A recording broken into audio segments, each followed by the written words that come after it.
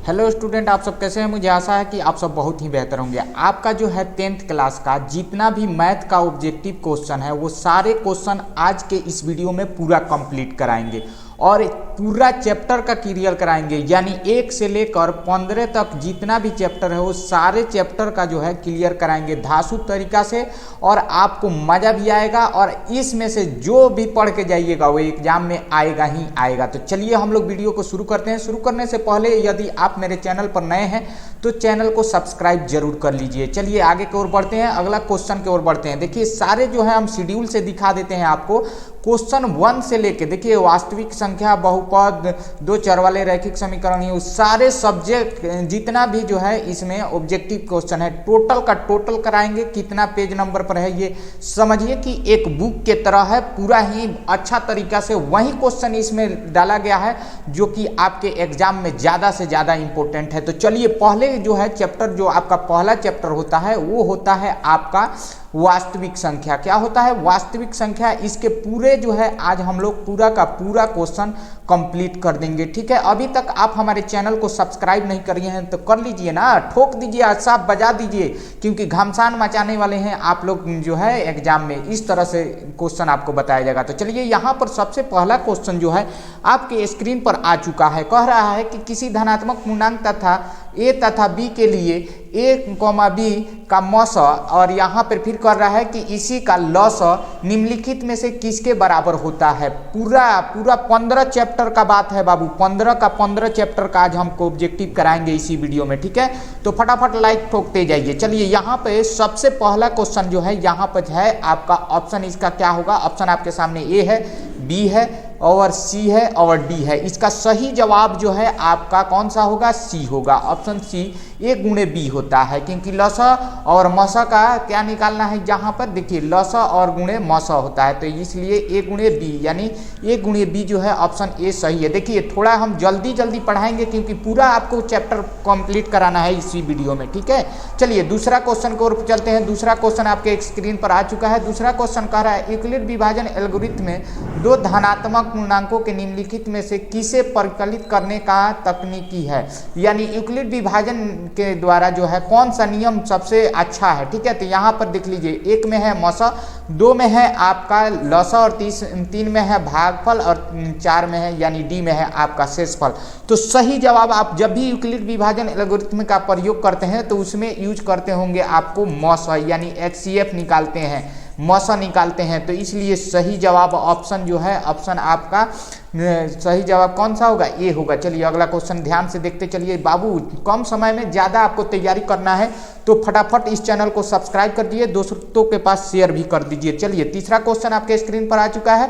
तीसरा क्वेश्चन क्या है इसको भी ध्यान से देखते चलिए। तीसरा क्वेश्चन आपके स्क्रीन पर कह रहा है 2 या 2 से अधिक अभाज्य संख्याओं का मौसा है। 2 या 2 से अधिक अभाज्य संख्याओं का मौसा क्या होता है ये आपको बताना है, जो कि क्वेश्चन नंबर 3 है। क्वेश्चन नंबर 3 का ऑप्शन ए यहाँ पर है, ऑप्शन बी यहाँ पे है, ऑप्शन सी जो है यहाँ पे है और ऑप्शन डी यहाँ पर है। ठीक है, तो सही जवाब आपका ऑप्शन ए होगा, क्योंकि 2 या 2 से अधिक का जो है संख्याओं का, अभाज्य संख्याओं का मौसा निकालते हैं तो हम लोग का कितना आता है, ऑप्शन ए सही है। ऑप्शन ए जो है आपका राइट आंसर है, क्योंकि मौसा निकाल के आप लोग देख सकते हैं।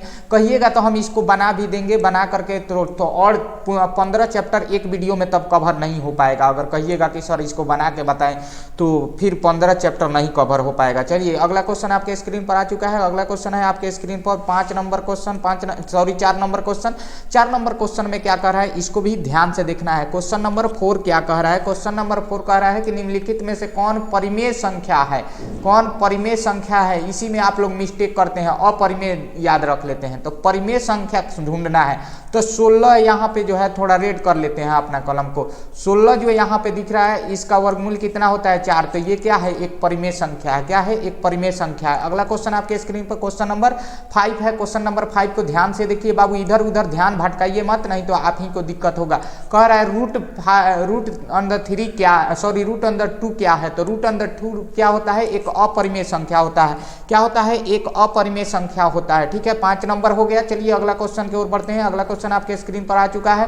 क्वेश्चन नंबर 6, क्वेश्चन नंबर 6 क्या कहता है? क्वेश्चन नंबर 6 कहता है कि दो परिमेय संख्याओं के बीच अधिकतम कितनी परिमेय संख्या हो सकती है? तो दो परिमेय संख्याओं के बीच जो है अनंत हो सकती है, इसका कोई अंत नहीं है। तो ऑप्शन डी जो है राइट आंसर है, ऑप्शन डी राइट आंसर है। अगला क्वेश्चन है आपके स्क्रीन पर 7 नंबर क्वेश्चन क्या कह रहा है? 7 नंबर क्वेश्चन कह रहा है वृत्ताकार पथ पर 3 धावक एक ही स्थान से दौड़ना प्रारंभ करते हैं, तो चक्कर लगाने में यानी एक चक्कर लगाने में किसी को 2 घंटा लगता है और किसी को 4 घंटा लगता है और किसी को एक को 6 घंटा लगता है। तो तीनों प्रारंभ बिंदु पर पुनः मिलेंगे। मान लीजिए यहाँ से तीनों दौड़ना चालू किए, यहाँ तक आने में तीनों का समय अलग अलग लगता है, तो फिर कर रहा है इसी बिंदु पर फिर मिलने में कब जो है कितना समय लग जाएगा इन लोगों को, कितना समय लग जाएगा इन लोगों को। तो इसका आंसर सही जवाब आपको बताना है। तो सही जवाब होगा आपका 12 घंटा लग जाएगा। कितना लग जाएगा? 12 घंटा लगेगा। एलसीएम निकाल लीजिएगा बाबू, फटाक से आंसर आ जाएगा, एलसीएम निकाल लीजिएगा। तो ठीक है, चलिए अगला क्वेश्चन आपके स्क्रीन पर आ चुका है। अगला क्वेश्चन यहाँ पर जो है आपको दिखाई दे रहा होगा 8 नंबर, सबसे छोटी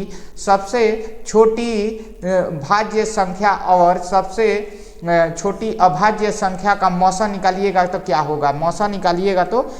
क्वेश्चन नंबर 8 का जो है सही जवाब होगा, जब हम उसका मौसा निकालेंगे तो हमारा 2 आंसर आएगा। कितना आएगा? 2। ऑप्शन बी जो है राइट आंसर है। अगला क्वेश्चन की ओर बढ़ते हैं। अगला क्वेश्चन आपके स्क्रीन पर लेके आ रहे हैं। अगला क्वेश्चन ध्यान से देखिएगा, क्वेश्चन नंबर 9 जो है, क्वेश्चन नंबर 9 इसमें वही क्वेश्चन है जो आपको इंपॉर्टेंट है, ज्यादा नहीं पढ़ाया जाएगा, केवल इंपॉर्टेंट क्वेश्चन चल रहा है इस सीरीज में। ठीक है, चलिए क्वेश्चन नंबर 9 जो है कह रहा है, क्वेश्चन नंबर 9 में कह रहा है 2 और 10 और 20 का लौसा और मौसा का अनुपात क्या होगा? लौसा निकाल लीजिएगा, क्या कर लीजिएगा? लौसा निकाल लीजिएगा और फिर उसका मौसा भी निकाल लीजिएगा और दोनों को भाग दे दीजिएगा, यानी अनुपात मौसा। तो मौसा निकाल लीजिएगा तो उसका अनुपात जो है जब भी ऐसे निकलेगा तो आपका आंसर आ जाएगा। कितना आ जाएगा? आपका आंसर आएगा बाबू, ध्यान से सुन नहीं रहे हैं, ध्यान से सुनिएगा तब ना। ऑप्शन जो है बी यानी 20/2 आएगा। ठीक है, तब जैसे यहाँ पर जब मौसा लौसा निकालिएगा तो 20/2 तो 10 दूना 20 और फिर 2 एकम 2, तो इसलिए अनुपात 10 अनुपात क्या हो जाएगा? 1 हो जाएगा। ठीक है, ऑप्शन ए बी जो है राइट आंसर है।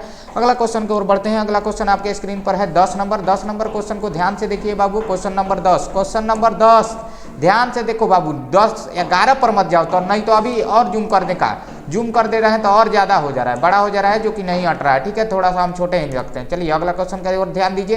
क्वेश्चन नंबर 10 पर ध्यान दीजिए, क्वेश्चन नंबर 11 पर ना ध्यान दे बाबू, आप लोग से हम परेशान हैं, आप लोग 11 नंबर देख लेना रखते हैं। चलिए क्वेश्चन नंबर 10 पर ध्यान दीजिए। क्वेश्चन नंबर 10 क्या कह रहा है? यदि ए और बी अभाज्य संख्या है तो ए और बी का लौसा क्या होगा? तो ए और बी के लौसा अभी तो बताए हैं क्या होगा। ए और बी का लौसा क्या होगा बाबू? तो ए गुणे बी होगा। तो इसमें ए गुणे बी कहाँ पर है? तो ये नहीं है, गलत है, ये नहीं है। तो यहाँ पे देखिए, यहाँ पे बिंदु, यहाँ पे इंटू ए इंटू बी का मतलब ही होता है ए गुणे बी, यानी यहाँ पर ऑप्शन डी जो है राइट आंसर है। ऑप्शन डी जो है इसका राइट आंसर है। अगला क्वेश्चन को और बढ़ते हैं। अगला क्वेश्चन आपके स्क्रीन पर आ चुका है। अगला क्वेश्चन है 11 नंबर क्वेश्चन को ध्यान से देखिएगा बाबू, बालक ध्यान दीजिए, अब तो ध्यान दे दीजिए, क्या हो जाएगा? चलिए अगला क्वेश्चन यहाँ पर आ गया है। ये कह रहा है 2 लगातार संख्याओं का मौसा है। 2 लगातार संख्या जब होगा और उसका हम लोग मौसा निकालेंगे तो मान लीजिए कि लगातार संख्या है 3 और 4, तो 3 और 4 का मौसा निकालेंगे हम लोग, तो यहाँ पर 2 एकम 2 होगा, 2 एकम 2 होगा और 4 यहाँ पे 3 एकम 3, तो 3 में 1 घटेगा, यहाँ पर 1 आएगा और 3 का जब पढ़ा एक बार पढ़ेंगे तो यहाँ पर मौसा क्या आ रहा है? 1 आ जा रहा है। ऑप्शन डी जो है राइट है, ऑप्शन डी राइट है। अगला क्वेश्चन की ओर बढ़ते हैं। अगला क्वेश्चन यहाँ पर है 12 नंबर क्वेश्चन को ध्यान से देखिए बाबू। कह रहा है निम्नलिखित में से कौन सी संख्या अभाज्य संख्या, तो अभाज्य संख्या तो यहाँ पर 16 भाज्य संख्या, 25 5 25, 5 3 15 या 3 5 15, 29 जो है अभाज्य संख्या है। तो ऑप्शन ए राइट आंसर है। अगला क्वेश्चन ऑप्शन बी जो है राइट आंसर है। क्वेश्चन नंबर 13 पर ध्यान दीजिए। क्वेश्चन नंबर 13 क्या कर रहा है? 13 कह रहा है कि 2 और 2.5 के बीच की अपरिमेय संख्या है। 2 और 2.5 के बीच का अपरिमेय संख्या कितना माने हो सकता है, यानी कौन सा अपरिमेय संख्या है। इसमें जब भी आपको इस तरह का क्वेश्चन दिखेगा तो इसका दुगुना कीजिएगा यानी 5 हो जाएगा, और जब यहाँ पे जैसे ही दुगुना कीजिएगा तो कितना आ जाएगा आपका आंसर, जैसे ही दुगुना कीजिएगा तो रूट अंदर 5 आएगा, रूट अंदर क्या आ जाएगा, रूट अंदर 5 आएगा, यानी ऑप्शन सी इसका राइट आंसर है। अगला क्वेश्चन की ओर बढ़ते हैं। अगला क्वेश्चन आपके स्क्रीन पर है 14 नंबर क्वेश्चन को ध्यान से देखिए। संख्या रेखा पर प्रत्येक बिंदु प्रदर्शित करता है, तो संख्या रेखा पर प्रत्येक बिंदु प्रदर्शित करता है एक परिमेय संख्या, एक परिमेय संख्या, एक अपरिमेय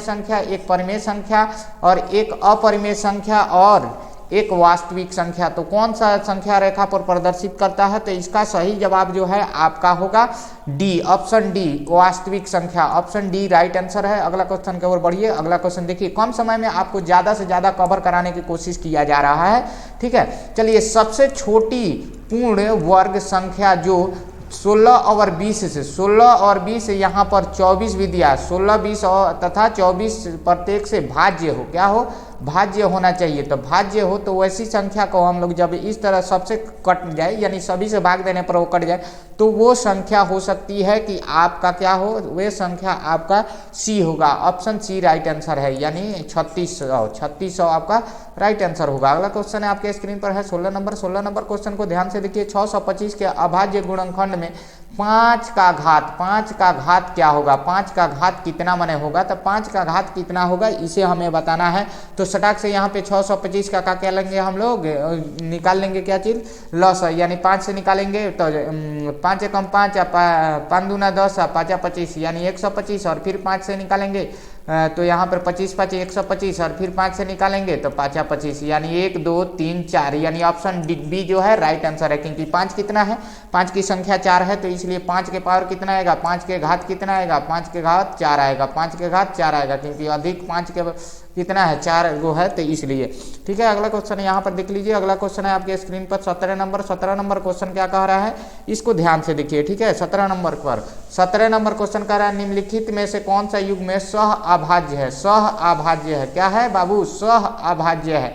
तो सह अभाज्य संख्या आपका 17 नंबर का कौन सा हो सकता है, तो ये 5 या 15 5 जो 20 ये नहीं हो सकता है, 3 3 9 6 ये नहीं हो सकता है। और यहाँ पे जो है 17 नंबर का आंसर जो है 3 3 9 और 4 चौका 16, यहाँ पर ऑप्शन सी जो है राइट आंसर है, ऑप्शन सी राइट आंसर है, क्योंकि 13 चौका 52 हो जाएगा ये, ठीक है। तो इसको भी 21 यहाँ 84 भी हो जाएगा, ठीक है। तो यहाँ पे ध्यान देना है। अगला क्वेश्चन की ओर बढ़ते हैं। ऑप्शन आपका सी राइट आंसर था। 18 नंबर क्वेश्चन को ध्यान से देखिए। 18 नंबर क्वेश्चन ध्यान से देख लीजिए, कह रहा है 455 और 42 का मौसा HCF होगा, यानी मौसा होगा, तो 42 यहाँ पे ध्यान देना है, 455 और 42 को मौसा निकाल लीजिएगा, ठीक है। यहीं से 42 को और 455 का मौसा निकालिएगा तो डायरेक्ट आंसर आपका आ जाएगा। तो इसका सही जवाब जो है 18 नंबर का सही जवाब कौन सा होगा, तो ऑप्शन बी 7 आएगा, कितना आएगा 7 आएगा, ऑप्शन बी राइट आंसर है, ठीक है। अगला क्वेश्चन की ओर बढ़िए। अगला क्वेश्चन देख लीजिए। प्रत्येक धनात्मक विषम पूर्णांक निम्नलिखित में से किस रूप का होता है, निम्नलिखित में से किस रूप का होता है ये हमें बताना है, ठीक है। 19 नंबर क्वेश्चन कह रहा है 19 नंबर क्वेश्चन कह रहा है कि प्रत्येक धनात्मक विषम पूर्णांक निम्नलिखित में से किस रूप का होता है। तो ये जो है 19 नंबर जो क्वेश्चन दिया है, इसमें आप लोग सुने होंगे ए बराबर बी क्यू प्लस आर, ये क्यू प्लस ए बराबर बी क्यू प्लस आर। तो यहाँ पे देखिए इस रूप का कौन है, तो यहाँ पे इस रूप का है बी, ऑप्शन बी जो है इसका राइट आंसर है, ऑप्शन बी जो है इसका राइट आंसर है। चलिए अगला क्वेश्चन की ओर देखते हैं। 20 नंबर क्वेश्चन कह रहा है निम्नलिखित में से कौन अशांत दशमलव प्रसार है, अशांत दशमलव प्रसार है, निम्नलिखित में से कौन सा अशांत दशमलव प्रसार है। तो अशांत को हम लोग को घेरना है, किसको, अशांत को। तो इसमें जो है आपको इस क्वेश्चन को कमेंट करके बताइएगा, क्योंकि लास्ट क्वेश्चन है, ठीक है। तो कमेंट करके जरूर बताइए कि कौन सा ऑप्शन इसका सही है। अगला चैप्टर के ओर अब हम बढ़ेंगे क्वेश्चन चैप्टर नंबर 2 पर। चैप्टर नंबर 2 पर हम लोग चलते हैं। चैप्टर नंबर 2 देख लेते हैं एक बार कि कितना अच्छा है और किस तरह से बनाएंगे हम लोग, ठीक है। चैप्टर नंबर 2 तो फटाफट अभी तक लाइक नहीं किए हैं, चैनल को सब्सक्राइब नहीं किए हैं तो चैनल को सब्सक्राइब ही कर दीजिए। यहाँ पे जो है बहुपद चैप्टर नंबर 2 जो है आपके बुक में, उसी का हम लोग क्वेश्चन आज करेंगे। चलिए यहाँ पे क्वेश्चन नंबर 1 कर रहा है, द्विघात बहुपद के शून्यकों की संख्या कितनी होती है। तो द्विघात बहुपद के शून्यकों की संख्या बताना है यहाँ पे। तो द्विघात बहुपद के शून्यकों की संख्या 2 होती है, और रैखिक बहुपद की शून्यकों की संख्या 1, और द्विघात का 2 और त्रिघात का 3, और 3 से अधिक यानी 4 से अधिक हो जाएगा तो क्या कहेंगे, उसे हम लोग बहुपद कहते हैं। ठीक है, तो चलिए ये क्वेश्चन नंबर 1 का ऑप्शन बी राइट आंसर है। क्वेश्चन नंबर 2 का जो है देख लीजिए, क्वेश्चन नंबर 2 क्या कह रहा है। क्वेश्चन नंबर 2 कह रहा है एक घात वाला बहुपद कहलाता है। तो अभी तो बताए हैं यहाँ पे कि रैखिक बहुपद कहलाता है, तो ऑप्शन सी जो है राइट आंसर है। एक घात वाले बहुपद को रैखिक बहुपद कहते हैं। नेक्स्ट क्वेश्चन आपके स्क्रीन पर है क्वेश्चन नंबर 3। क्वेश्चन नंबर 3 कह रहा है, यदि अल्फा और बीटा बहुपद function of x equal to x square plus x plus 1 के मूल्य हो तो 1/α प्लस 1/बीटा का मान क्या होगा। तो इसका मान जो है जब हम लोग निकालेंगे तो इसका मान हम लोग का आएगा यहाँ पर -1 ऑप्शन बी जो है राइट आंसर है। अगला क्वेश्चन की ओर पढ़ते हैं। अगला क्वेश्चन है 4 नंबर क्वेश्चन देख लीजिए।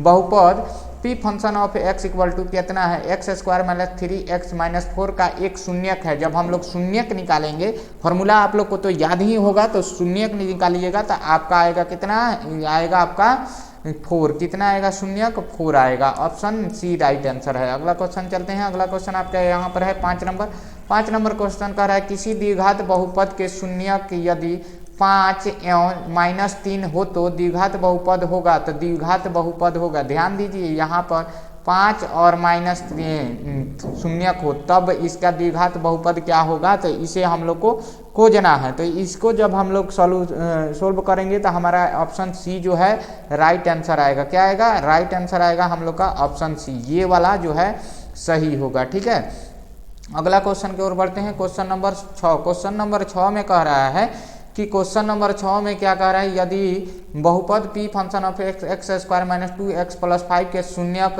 अल्फा प्लस बीटा हो, सॉरी अल्फा बीटा हो तो अल्फा इंटू बीटा बराबर क्या आएगा। ध्यान दीजिएगा इस फॉर्मूला का, अल्फा इंटू बीटा दिया है यहाँ पे, आप बराबर क्या आएगा आंसर। तो अल्फा इंटू बीटा के जब भी बात करेगा, ठीक है, तो उस पर ध्यान देना है। तब इसको जब बनाइएगा तो आपका ऑप्शन बी यानी 5 आंसर सही आएगा। ऑप्शन बी आपका 5 आंसर सही आएगा। क्वेश्चन नंबर 7 में कह रहा है, यदि अल्फा बीटा गामा किसी बहुपद function of p function of x equal to 3x³ minus 5x square plus 6, यहाँ पे 6x प्लस 9 के शून्यक हो तो अल्फा बीटा और यहाँ पे गामा का बराबर क्या आएगा। अल्फा बीटा और गामा के बराबर आपका वैल्यू क्या आएगा, ये आपको बताना है। तो जब इस तरह का क्वेश्चन आ जाए आपके सामने तो फटाफट से आपको, अगर यही क्वेश्चन मिल रहा है तो आपको जवाब फटाक से दे देना है option number A. Option number A -3, option number A -3। देखिए अभी तक आप नहीं चैनल को सब्सक्राइब किए हैं तो सब्सक्राइब जरूर कर लीजिए। चलिए यहाँ पे है, यदि अल्फा बीटा यहाँ पे बहुपद x square minus 3x plus 5 के शून्यक है तब अल्फा बट्टा बीटा प्लस बीटा बट्टा अल्फा इक्वल टू क्या आएगा। ठीक है, तो यहाँ पे ऑप्शन ए आपके सामने है, ऑप्शन बी आपके सामने है, ऑप्शन सी आपके सामने है और ऑप्शन डी भी आप ही के सामने है। तो फटाक से बता दीजिए, क्योंकि यहाँ पे ऑप्शन सी राइट होने वाला है, या ऑप्शन सी इसका सही जवाब है। अगला क्वेश्चन है 9 नंबर। क्वेश्चन नंबर 9 क्या कह रहा है, इस पर ध्यान देना है। क्वेश्चन नंबर 9 क्या कह रहा है, इस पर हम लोग को ध्यान देना है। क्वेश्चन नंबर 9 कह रहा है, निम्नलिखित में से कौन बहुपद नहीं है। ध्यान रखिएगा, बहुपद नहीं है कह रहा है। ठीक है, जब नहीं है के बात कहेगा तो इनमें सब बहुपद में है। कौन है, इसमें से सब बहुपद में है। ठीक है, इसको आपको चेक करना है कि कौन बहुपद में नहीं है। इसमें चेक करना है आपको कि कौन बहुपद में नहीं है। कमेंट करके जरूर बताइएगा 9 का आंसर क्या आएगा। 9 का आंसर क्या आएगा, आप लोग भी तो पता होना चाहिए ना कि हाँ आप लोग ये कमेंट कर रहे हैं कि नहीं। कमेंट करिएगा तभी तो मज़ा आएगा। चलिए अगला क्वेश्चन की ओर बढ़ते हैं। अगला क्वेश्चन 10 नंबर है, यदि अल्फा बीटा द्विघात बहुपद p function of x square minus px plus के शून्यक हो तो alpha square plus beta square का मान क्या होगा। Alpha square and beta square का मान क्या होगा, तो उसका मान आएगा p square minus 2q, p square minus 2q। Option B जो है इसका राइट आंसर है। चलिए अब क्वेश्चन नंबर 11 की ओर बढ़ते हैं। क्वेश्चन नंबर 11 आपके स्क्रीन पर इसके ध्यान से देख लीजिएगा एक बार, ठीक है। अब यहाँ पे क्वेश्चन नंबर 11 क्या कह रहा है, 11 में कह रहा है, यहाँ पे थोड़ा डिस्टर्ब हो रहा है, यदि अल्फा और बीटा बहुपद फंक्शन ऑफ एक्स, यानी यहाँ पे एक्स स्क्वायर माइनस पी और इंटू एक्स प्लस 1 माइनस सी के शून्यक है तो अल्फा प्लस 1 और फिर इंटू बीटा प्लस 1 का मान क्या होगा, बीटा प्लस 1 का मान क्या होगा। तो यहाँ पर जब निकाल सोल्व करिएगा तो आपका ऑप्शन ए 1 माइनस सी होगा, 1 माइनस सी होगा, ऑप्शन ए राइट आंसर है। क्वेश्चन नंबर 12 को ध्यान से देखिए, क्वेश्चन नंबर 12 को ध्यान से देखिए बाबू, क्वेश्चन नंबर 12 कह रहा है यदि द्विघात समीकरण ए एक्स स्क्वायर, यहाँ पर स्क्वायर है, प्लस बी एक्स प्लस सी बराबर शून्य के मूल्य अल्फा इंटू बीटा हो तो 1 by alpha square plus 1 by beta बराबर क्या आएगा। तो 1 बाई अल्फा और 1 बाई बीटा बराबर क्या आएगा। तो यहाँ पर आपका फॉर्मूला बी स्क्वायर क्या होता है, B square minus 2ac by C square, ठीक है। तो ये यहाँ पे ऑप्शन डी जो है राइट आंसर है, ये ऑप्शन डी राइट आंसर है। अगला क्वेश्चन देख लीजिए, यहाँ पे अगला क्वेश्चन आपके स्क्रीन पर आ चुका है, कह रहा है यदि किसी द्विघात समीकरण के शून्यकों का योग √2 तथा शून्यकों का गुणनफल 1/3 हो तो द्विघात समीकरण है। तो द्विघात समीकरण क्या होगा ये हमें बताना है। थोड़ा सा और ऊपर कर देते हैं कि आपको सही से दिखाई देगा। तो इसका द्विघात समीकरण हमें बताना है। तो बी, ऑप्शन बी जो है इसका राइट आंसर है, ऑप्शन बी। देखिए इसको हम डिस्क्राइब करेंगे तो बाबू एक वीडियो में 15 चैप्टर तो नहीं पकड़ा पाएगा, ठीक है। तो थोड़ा आप लोग ध्यान से देखिए, ऑप्शन ध्यान से देखिए, क्योंकि इसी तरह का क्वेश्चन सेम आएगा आपका जो है एग्जाम में।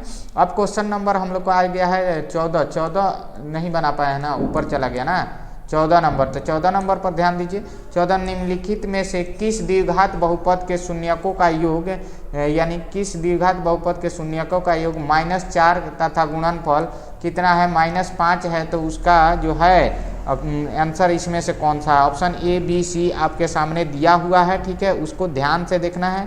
तो यहाँ पे ऑप्शन डी जो है एक्स स्क्वायर प्लस 4x - 5, ये वाला ऑप्शन डी जो है राइट आंसर होगा। क्वेश्चन नंबर 15 को ध्यान से देख लीजिए, क्वेश्चन नंबर 15 का कह रहा है द्विघात बहुपद y² + 3y + 2 के शून्यकों का योग होगा, शून्यकों का योग होगा, शून्यकों का योग होगा। तो शून्यकों का योग क्या होगा इसे हमें बताना है। तो शून्यकों का योग जब बात किया जाए तो इस पर ध्यान से जो है आप लोग टिक मारिएगा, क्योंकि शून्यकों का योग क्या होगा जी, शून्यकों का योग -3 आएगा। इससे ऊपर भी ये क्वेश्चन हुआ है, ठीक है। और चलिए 16 नंबर क्वेश्चन दूसरा चैप्टर का हम लोग कंप्लीट करने वाले हैं। अब ध्यान से देखिए, 2x² - 3x - 4 का शून्यक है। तो 2x² - 3x - 4 का शून्यक क्या है ये हमें बताना है। तो यहाँ पे जो है 16 नंबर क्वेश्चन का सही जवाब आपके ऑप्शन दिया हुआ है, सही जवाब होगा -1। सही जवाब क्या होगा -1 आपका सही जवाब है। अगला क्वेश्चन आपके स्क्रीन पर आ चुका है 16 नंबर क्वेश्चन कह रहा है रैखिक बहुपद के शून्यकों की संख्या होती है। तो रैखिक बहुपद के शून्यकों की संख्या क्या होती है बाबा, 1 होती है। रैखिक बहुपद के शून्यकों की संख्या कितना होती है, 1 होती है, ठीक है। ऑप्शन बी जो है राइट आंसर है। अगला क्वेश्चन 18 नंबर, निम्नलिखित में से कौन एक द्विघात बहुपद है जिनकी शून्यक -2 और 6 है। तो अभी इससे पहले ट्रिक देखे ही थे, -2 और 6 है। तो उसमें जो है सही जवाब आपका कौन सा होगा, तो सही जवाब आपका ऑप्शन ए ही होगा। ऑप्शन ए जो है इसका सही जवाब है, ठीक है। अगला क्वेश्चन की ओर बढ़िए, अगला क्वेश्चन देख लीजिए 19 नंबर क्वेश्चन है आपके स्क्रीन पर। कह रहा है के किस मान के लिए द्विघात समीकरण 9x² + 3kx + 4 = 0 के मूल्य सामान्य हैं, 0 के मूल्य समान है। तो यहाँ पे ऑप्शन आपके सामने है ए बी सी डी, इसमें से सही जवाब आपका जो है कौन सा है, तो सही जवाब आपका 4 होगा। क्या होगा 4 ± 4 आपका सही जवाब है। क्वेश्चन नंबर आपका 20 है। क्वेश्चन नंबर 20 को आपको तो निम्नलिखित में से कौन सा बहुपद नहीं है, ये बहुत ही इजी है और आप 20 बार देख चुके होंगे, ठीक है। तो चलिए इस ऑप्शन को हम काट देते हैं। इन दोनों ऑप्शन में से कौन सा बहुपद में नहीं है इसको आपको बताना है। ये दोनों में से कि सही जवाब ए है या कि सी है। अब 2 ऑप्शन कर दिए हैं, 50-50 का गेम हो चुका है। तो 50-50 में तो आप लोग जवाब जरूर देंगे। ठीक है, चलिए अगला क्वेश्चन की ओर, अगला चैप्टर की ओर बढ़ते हैं, क्योंकि 2 चैप्टर हम लोग कंप्लीट कर चुके हैं अभी तक। एक बार जो है हम थोड़ा देख लेते हैं कि रिकॉर्डिंग हो रहा है कि नहीं हो रहा है, क्योंकि ऐसा ना हो कि हम आपको पढ़ाते चलें या रिकॉर्डिंग ना हो तो आपको वीडियो नहीं मिल पाएगा। ठीक है, चलिए 24 मिनट में ही हम लोग जो है 2 चैप्टर कंप्लीट कर चुके हैं। अब इससे अच्छा क्या चाहिए। चलिए यहाँ पे जो कह रहा है कि अब इस चैप्टर नंबर 3 है, इस चैप्टर का नाम क्या है, इसको भी ध्यान से सुनिए। 2 चर वाले रैखिक समीकरण युग्म, 2 चर वाले रैखिक समीकरण युग्म का हम लोग जो है प्रश्न करेंगे। अब कि जितना भी ऑब्जेक्टिव क्वेश्चन इंपॉर्टेंट है वही इंपॉर्टेंट क्वेश्चन को हम लोग कर रहे हैं। चलिए, एक रैखिक समीकरण का घात होगा, तो एक रैखिक समीकरण का घात तो इससे पहले वाले में भी आप लोग जान चुके हैं कि 1 होता है। कितना होता है, एक रैखिक समीकरण का घात कितना होता है, 1 होता है। ठीक है, अब चलिए हम लोग क्वेश्चन देख लेते हैं। क्वेश्चन नंबर 2, क्वेश्चन नंबर 2 में कह रहा है युग्म समीकरण 2x + 3y = 5, और फिर ये अलग है, इस पर से अलग है 4x + 6y = 9 है। तो इसका यहाँ पे निकाय क्या होगा, निकाय के बारे में बताना है। तो निकाय जब भी पूछे तो इसका सही जवाब आपके ऑप्शन A, B, C और D दिया हुआ है। इसका सही जवाब क्या होगा, फटाफट से जो है आप बताइए। नहीं आता है तो हम तो बताएंगे ही, नहीं आएगा तो हम तो बताएंगे ही बाबू। ऑप्शन A अशांत होगा, क्या होगा, अशांत होगा। अगला क्वेश्चन की ओर बढ़ते हैं। अगला क्वेश्चन 3 नंबर आपके स्क्रीन पर आ चुका है। यदि 173x + 197y = 149, और फिर कह रहा है 197x + 173y = 221 हो तो x और y होगा, यानी x और y का वैल्यू क्या होगा ये हमें बताना है। तो x और y का वैल्यू आएगा आपका जो है ऑप्शन सी 2 - 1, ऑप्शन सी 2 - 1। ठीक है, अगला क्वेश्चन देख लीजिए। अगला क्वेश्चन आपके स्क्रीन पर 4 नंबर आ चुका है। यदि कह रहा है 4 नंबर क्वेश्चन को ध्यान से देखिए। क्वेश्चन नंबर 4, यदि समीकरण 3x - y = 15 तथा 4x - 2y के कोई हल नहीं होता है, तो कोई हल कब नहीं होता है ये हमें बताना है। कंडीशन हम लोग को बताना है कि कोई हल कब नहीं होता है। तो कोई हल कब नहीं होगा, जब k का मान ≠ 10 होगा, तो कोई हल नहीं होगा। इसमें k जहाँ रख है ना, वहाँ पर k के मान हम लोग जब इतना नहीं रखेंगे तो नहीं आएगा। ठीक है, चलिए अब चलते हैं। अब क्वेश्चन नंबर 4 नंबर देख लेते हैं। क्वेश्चन नंबर 5, क्वेश्चन नंबर 5 में क्या कह रहा है इसको ध्यान से देखना है। क्वेश्चन नंबर 5 में यहाँ पे जो है आपको क्या कह रहा है इसको ध्यान से देखना है। ठीक है, चलिए यहाँ पे जो है हम लोग देख लिए हैं, इतना क्वेश्चन आपको कंप्लीट हो गया है। अब क्वेश्चन नंबर 5 का जो है बात कर लेते हैं। क्वेश्चन नंबर 5 में कह रहा है x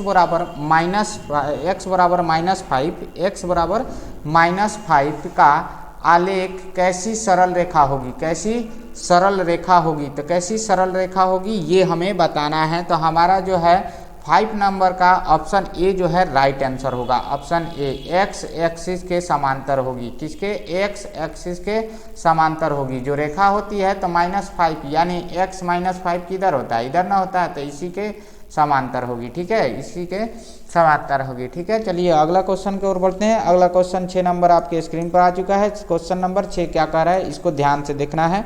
क्वेश्चन नंबर 6 कह रहा है यदि रैखिक समीकरण युग्म अशांत हो तो इसके निरूपित करने वाली रेखा होगी। तो इसको निरूपित करने वाली कैसी रेखा होगी ये हमें बताना है। ऑप्शन ए में है प्रतिच्छेदी, समांतर, इसी तरह से संपाती, और ये ऑप्शन डी दोनों, यानी यहाँ पे ऑप्शन जो है ए और संपाती सी दिया है। तो इसमें से कौन सा ऑप्शन सही होगा ये हमें बताना है हम लोग को। ठीक है, तो यहाँ पे 6 नंबर का ऑप्शन बी जो है समांतर सही होगा, समांतर सही होगा। ठीक है, अब चलिए क्वेश्चन नंबर 17 देख लेते हैं। क्वेश्चन नंबर 7 कह रहे हैं 2x + 3y = 11 और 2x - 4y = -24 के हल हैं।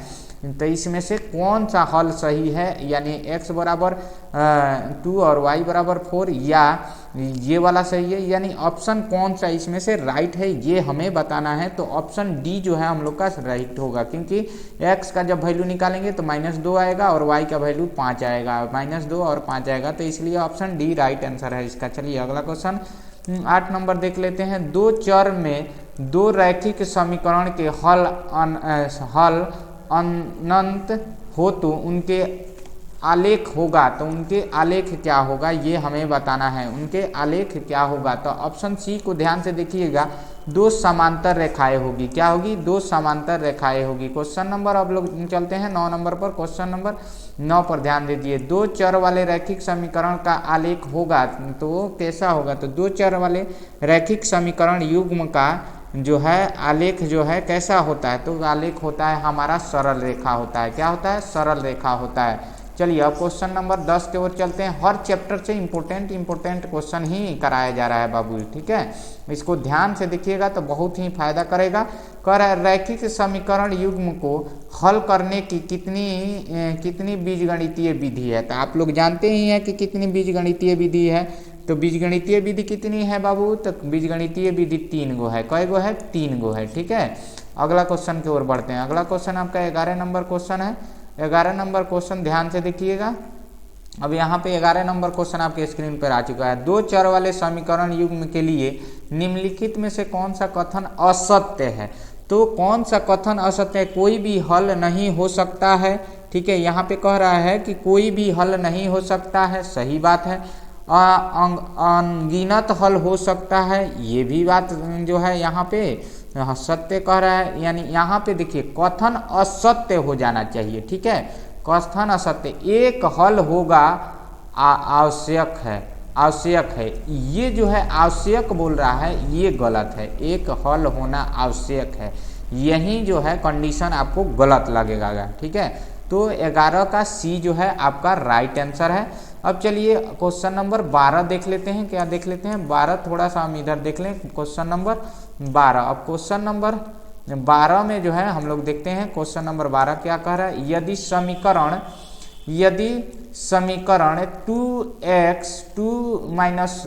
x minus 2y equal to 3 तथा 3x plus ky equal to 1 का यहाँ पे अद्वितीय हल होगा, अद्वितीय हल क्या होगा ये हमें बताना है, ठीक है। तो यहाँ पे ऑप्शन आपका 12 का कौन सा सही है, तो 12 का हल जब होगा तो 12 का आएगा आपका k बराबर नॉट माइनस 6, के बराबर नॉट माइनस 6 सही जवाब है। 13 नंबर क्वेश्चन देख लीजिए। 13 नंबर क्वेश्चन क्या कह रहा है, 13 नंबर क्वेश्चन कह रहा है समीकरण युग्म में x plus 2y plus 5 equal to 0 तथा 3 माइनस 6y प्लस 1 बराबर 0 के हल है। तो इसके हल क्या है ये हमें, तो इसका हल जो है हमारा यहाँ पर 13 का हल हमारा क्या होगा, तो 13 का होगा सी, यानी कोई हल नहीं होगा, कोई हल नहीं होगा, कोई हल नहीं होगा, ठीक है। अगला क्वेश्चन 14 नंबर आपके स्क्रीन पर आ चुका है। 14 नंबर क्वेश्चन कह रहा है किसी समीकरण निकाय का अद्वितीय हल होता है यदि समीकरण निकाय कहलाता है, निकाय कहलाता है तो वो क्या होता है, तो इसका जो है 14 नंबर का ऑप्शन बी, यानी ऑप्शन बी अवरोधी कहलाता है। क्या कहलाता है, क्या अवरोधी, ऑप्शन बी जो है राइट आंसर है। अगला क्वेश्चन की ओर बढ़ते हैं। अगला क्वेश्चन 15 नंबर आपके स्क्रीन पर आ चुका है। क्वेश्चन नंबर 15 आपके स्क्रीन पर आ चुका है, इसको ध्यान से देखिए। कह रहा है दो संख्याओं का योग 26 तथा उनका अंतर 10 है तो संख्या होगी, कौन सी इसमें से संख्या होगी, तो जिसका 26 यानी योग करने पर 26 हो जाए और अंतर निकालने पर 10 हो, तो वैसी संख्या कौन सी संख्या होगी, तो वैसी संख्या आपको 18/8, 18 में 8 जोड़िए, देखिए कितना हो जाएगा, 18 में 8 जोड़िएगा तो आपका हो जाएगा कितना, 8 दूना 16 2 यानी 26, और 18 में 8 घटा दीजिएगा तो कितना हो जाएगा, 10 हो जाएगा। तो देखिए ये दोनों कंडीशन को फॉलो कर रहा है, तो इसलिए ऑप्शन जो है आपका सी राइट आंसर है, ठीक है। तो इस तरह से ध्यान रखना है। चैप्टर नंबर 3 भी आपका कंप्लीट हो चुका है। अब चैप्टर नंबर 4 की ओर बढ़ते हैं। चैप्टर नंबर 4 में देख लेते हैं क्या है, रिकॉर्डिंग भी ऑन है, ठीक है। तो चैप्टर नंबर 4 पर ध्यान देना है। चैप्टर नंबर 4 में हम लोग एंट्री कर चुके हैं, ठीक है। अब चलिए यहाँ पे चैप्टर नंबर 4 देखते हैं। चैप्टर नंबर 4 यहाँ पे है आपका द्विघात समीकरण, ठीक है। यहाँ पे द्विघात समीकरण y² plus 3 plus 3y minus 18 equal to 0 के मूल्य होंगे। तो 0 के मूल्य क्या होंगे, 0 के मूल्य बताना है अब यहाँ पे। तो 0 के मूल्य होंगे आपका कितना आएगा मूल्य जब निकालेंगे, तो हम लोग जब मूल्य निकालेंगे तो आएगा -6/3 आएगा, -6/3 आएगा। तो इसलिए ऑप्शन ए जो है इसका राइट आंसर हो गया। थोड़ा सा इसको जूम कर लेते हैं बाबू, आप लोग को साफ साफ दिखाई दे। हम नहीं चाहते हैं कि आपके आंख खराब हो सके, ठीक है। चलिए अगला क्वेश्चन की ओर बढ़ते हैं। अगला क्वेश्चन देख लेते हैं। अगला क्वेश्चन नंबर 5 है, क्वेश्चन नंबर 2 है। क्वेश्चन नंबर 2 पर क्या कह रहा है कि यदि x² + 1/x बराबर 14 हो तो x प्लस 1/x का मान क्या होगा। ध्यान से देखिएगा, x प्लस 1/x का मान क्या होगा। तो इसका जब हम लोग मान निकालेंगे तो हम लोग का आंसर क्या आ जाएगा, 4। कितना आएगा, x का मान आ जाएगा 4, इसके बराबर आएगा 4। जैसे ही 14 आया है तो यहाँ पर कितना आएगा, 4 आएगा, ठीक है। क्वेश्चन नंबर 3 की ओर बढ़ते हैं। क्वेश्चन नंबर 3 को ध्यान से देखिए। क्वेश्चन नंबर 3 कह रहा है कि दो संख्याओं का योग 26 तथा उनका अंतर 10। अरे हम लोग गड़बड़ कर रहे हैं क्या, अभी 3 में है का, देख लेते हैं एक बार। सेम क्वेश्चन आ रहा है तो यहाँ पर ऑप्शन तो इसका कौन सा सही होगा, ऑप्शन सी सही होगा।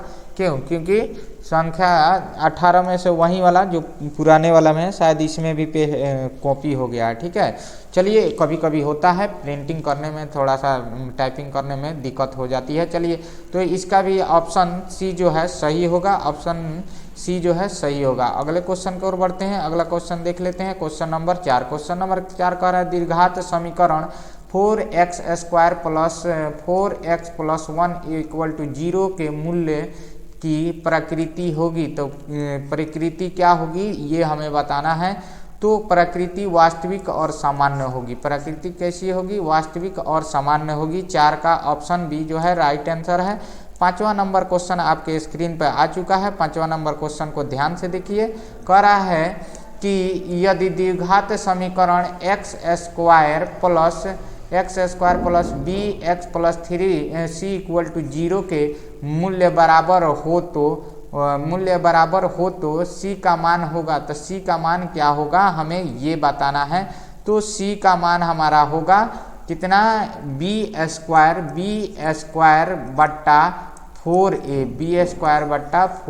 इस कंडीशन को ऑप्शन डी जो है सेटिस्फाइड कर रहा है। ऑप्शन डी जो है राइट आंसर होगा इसका, ठीक है। अब क्वेश्चन नंबर चलते हैं, हम लोग 6 नंबर पर देख लेते हैं, एक बार नज़र डाल लेते हैं। क्वेश्चन नंबर 6 कह रहा है निम्नलिखित समुच्चयों में से किस की द्विघात समीकरण x² - 5 = 0 के मूल्य होंगे। तो इसका मूल्य क्या होंगे ये हमें बताना है। तो यहाँ पर इसका सही जवाब जो है ऑप्शन डी अपरिमेय संख्या होंगे। क्या होंगे, अपरिमेय संख्या होंगे। क्वेश्चन नंबर 7 पर ध्यान से देखिए। क्वेश्चन नंबर 7 क्या कह रहा है, यदि समीकरण 2x², थोड़ा सा आप लोग कहेंगे तो थोड़ा मैं इधर कर लेता हूँ। यहाँ पे ध्यान से देखिए। क्वेश्चन नंबर 7 थोड़ा सा यहाँ पे ध्यान से देखना होगा बाबू। यदि समीकरण 2x² + kx - 6 = 0 का एक मूल्य 2 है तो k का मान क्या होगा, k का मान क्या होगा ये हमें बताना है। तो k का मान हमें बताना है बाबू। तो k का मान हो गया आपका जो है -1 आएगा। k का मान कितना आएगा, -1 आएगा। ऑप्शन बी जो है इसका राइट आंसर है। अब चलिए क्वेश्चन नंबर हम लोग चलते हैं 8 नंबर पर। क्वेश्चन नंबर 8 को ध्यान से देखिएगा, ठीक है। तो यहाँ पे क्वेश्चन नंबर 8 आपके स्क्रीन पर है। यदि द्विघात समीकरण 4x² + 4x + 1 = 0 के मूलों का प्रकृति होगी। तो कैसी प्रकृति होगी इसकी ये हमें बताना है। तो इसकी प्रकृति होगी आपका कैसी होगी, वास्तविक और बराबर होगी। वास्तविक और बराबर होगी। ऑप्शन बी जो है इसका राइट आंसर है। क्वेश्चन नंबर 9 को देख लीजिए। क्वेश्चन नंबर 9 और 10 आपके स्क्रीन पर आ चुका है।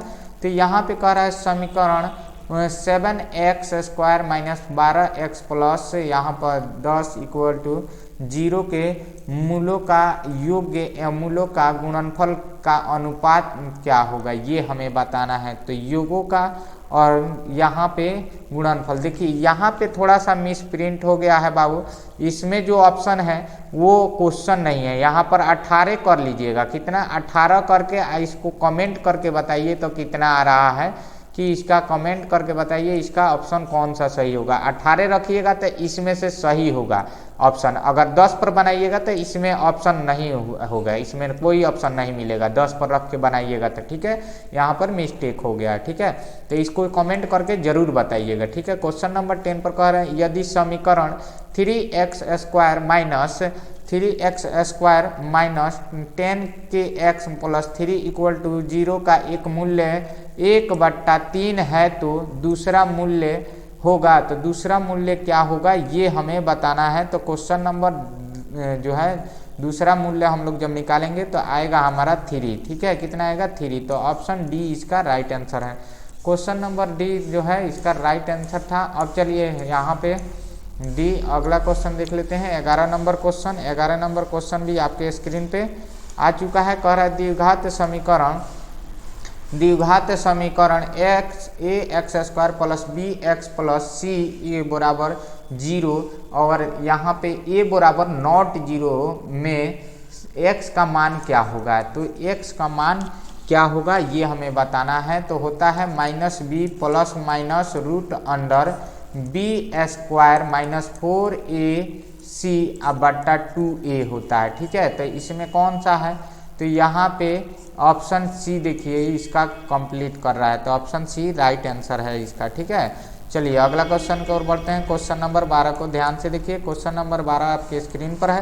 कर इधर द्विघात समीकरण ax² plus bx plus c equal to 0 के मूल्य बराबर हो तो c का मान क्या होगा। किसका, c का मान क्या होगा ये हमें बताना है। तो c का मान क्या होगा, तो c का मान b/2a होगा, b/2a होगा। तो ऑप्शन बी जो है इसका राइट आंसर है। अगले क्वेश्चन 13 नंबर क्वेश्चन आपके स्क्रीन पर है। कह रहा है द्विघात समीकरण 4y plus 4y² plus 4y plus 1 equal to 0 के मूलों का गुणनफल होगा। तो इसके 0 के मूलों का गुणनफल क्या होगा ये हमें बताना है।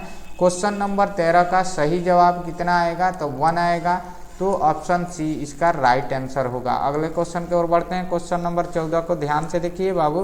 क्वेश्चन नंबर 14 को ध्यान से देखना है। ठीक है, क्वेश्चन नंबर 13 में हम लोग मिस्टेक किए हैं। देखिए क्वेश्चन नंबर 13 जब ये निकालेंगे तो हम लोग का बट्टा में आएगा, कितना आएगा, बट्टा में आएगा तो 1/4 आना चाहिए, 1/4 आना चाहिए। कितना आना चाहिए, 4 आना चाहिए, यानी सी रॉन्ग है। ठीक है, जल्दी जल्दी में मिस्टेक हो जाता है। 1/4 होगा, 1/4 इसका सही जवाब होगा 13 का। ठीक है, अब क्वेश्चन नंबर 14 पर चलते हैं। क्वेश्चन नंबर 14 क्या कह रहा है, यदि द्विघात समीकरण 9x² plus 6kx plus 4 equal to 0 के मूल्य वास्तविक एवं सामान्य हो तो k का मान क्या होगा। k का मान क्या होगा ये हमें बताना है। k का मान होगा यानी क्या होगा ये हम लोग को बताना है। तो k का मान हम लोग का आएगा कितना, 2 और -2 आएगा, यानी ऑप्शन सी राइट आंसर है। ऑप्शन सी इसका राइट आंसर है। अगला क्वेश्चन यहाँ पर आ चुका है आपका क्वेश्चन नंबर 15। निम्नलिखित में से कौन द्विघात समीकरण नहीं है। तो इनमें से हम लोग को बताना है, ये सारे ऑप्शन आपके स्क्रीन पर यहाँ पे दिख रहे हैं, इनमें से कौन सा ऑप्शन द्विघात समीकरण नहीं है। द्विघात समीकरण के तो आप लोग कंडीशन जानते ही हैं, तो ये हमें बताना है कि कौन सा ऑप्शन जो है राइट आंसर है। तो ऑप्शन द्विघात समीकरण ये रूट वाला नहीं होगा बाबू। कौन वाला, रूट वाला है, यानी यहाँ पर जो दिख रहा है ऑप्शन सी जो है ये सही जवाब नहीं है। क्वेश्चन नंबर हम लोग चलते हैं कहाँ पे, क्वेश्चन नंबर 16 को देख लेते हैं। क्वेश्चन नंबर 16 कह रहा है निम्नलिखित में से किस समीकरण का किस समीकरण का मूल्य 2 है। मूल्य, इस समीकरण में हम लोग को मूल्य निकालना है, और जब मूल्य निकालेंगे तो मूल्य जब निकालिएगा तो इसमें से 2 मूल्य किसका आएगा, तो डी वाला ऑप्शन को जब आप हल कीजिएगा तो इसी का मूल्य जो है 2 आएगा। तो ऑप्शन डी इसका राइट आंसर है। अगला क्वेश्चन देख लेते हैं। क्वेश्चन नंबर 17 है। क्वेश्चन नंबर 17 कह रहा है द्विघात समीकरण x² minus 15x plus 50 equal to 0 का विवेक्तर क्या होगा, विवेक्तर क्या होगा ये हमें बताना है। तो हम जब इसका विवेक्तर निकालेंगे यानी 17 का जब हम विवेक्तर निकालेंगे तो हमारा आएगा 25। कितना आएगा 25, यानी ऑप्शन जो है यहाँ पर ए राइट आंसर होगा। 17 का ए राइट आंसर है। अब चलते हैं हम लोग 18 को, और 18 का क्वेश्चन देख लेते हैं किस प्रकार है। 18 का जो है क्वेश्चन ध्यान से देखिएगा। यदि समीकरण बी एक्स स्क्वायर प्लस ए एक्स प्लस सी बराबर 0 का एक मूल्य सामान्य हो तो c बराबर क्या होगा। तो यहाँ पे हम लोग को c का वैल्यू बताना है। तो c बराबर अभी ऊपर बताए थे a/4a, A square by 4a। 18 का जो है ऑप्शन बी राइट आंसर होगा। अब चलते हैं 19 नंबर क्वेश्चन देख लेते हैं। 19 नंबर क्वेश्चन कह रहा है यदि a और b समीकरण एक्स स्क्वायर माइनस ए एक्स प्लस बी बराबर 0 के मूल्य है तब क्या होगा। ए और यहाँ पे मूल्य शून्य हो तो यहाँ पे मूल्य बराबर शून्य के मूल्य है तब क्या होगा। तो 19 नंबर का आपका इनमें से कोई जब बनाइएगा तो इनमें से तो ये तो नहीं होगा, ये भी नहीं होगा, ये भी नहीं होगा। तो ऑप्शन डी इनमें से कोई नहीं, ऑप्शन डी इसका राइट आंसर होगा। अब क्वेश्चन नंबर जो है 20 को देख लेते हैं। क्वेश्चन नंबर 20 कह रहा है ए के किस मान के लिए समीकरण x square plus 4x plus a बराबर 0 के मूल्य